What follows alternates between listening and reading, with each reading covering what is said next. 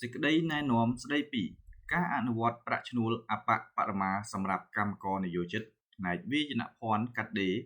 ផលិតស្បែកជើងនិងផលិតផលិតផលធ្វើដំណើរនឹងកាបូបសម្រាប់ឆ្នាំ2026យោងតាមច្បាប់ស្តីពីការងារ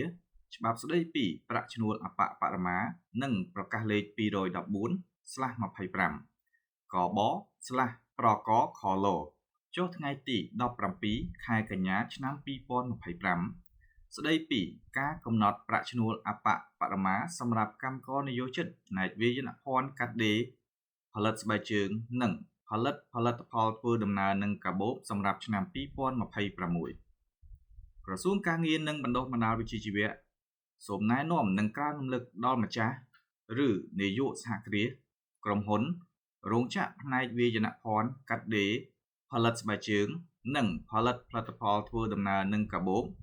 ត្រូវអនុវត្តប្រាក់ឈ្នួលអបបរមាសម្រាប់ឆ្នាំ2026ចាប់ពី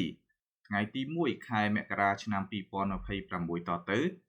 ដោយត្រូវទូទាត់ចំនួន2ដងក្នុងមួយខែ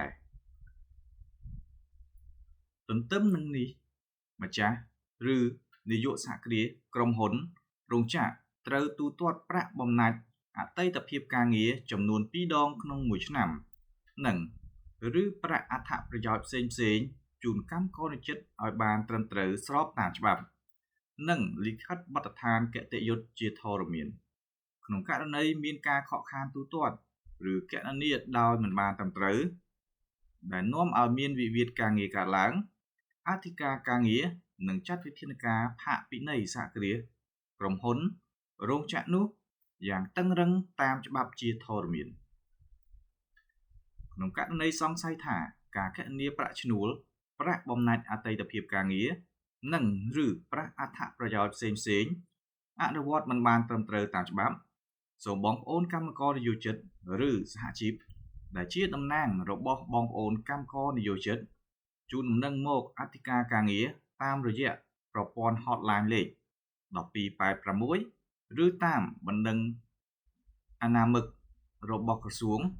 feedback.mlbt.gov.kh/feedback ដើម្បីក្រសួងចាត់វិធានការតាមច្បាប់ជាធរមានជៀសវាងការយកជម្រើសតវ៉ាតាមការបិទផ្លូវសាធារណៈដែលនាំឲ្យប៉ះពាល់ដល់សណ្ដាប់ធ្នាប់សាធារណៈនិងអាចឈានដល់ការប្រព្រឹត្តល្មើសច្បាប់ជាយថាហេតុក្រសួងការងារនិងបណ្ដុះបណ្ដាលវិជ្ជាជីវៈសង្ឃឹមយ៉ាងមុតមមថាម្ចាស់ឬនាយកសហគ្រាសក្រុមហ៊ុនរោងចក្រនិងបងប្អូនកម្មករនិយោជិតទាំងអស់ចូលរួមអនុវត្តតាមខ្លឹមសារសេចក្តីណែនាំនេះប្រកបដោយប្រសិទ្ធភាពថ្ងៃពុធ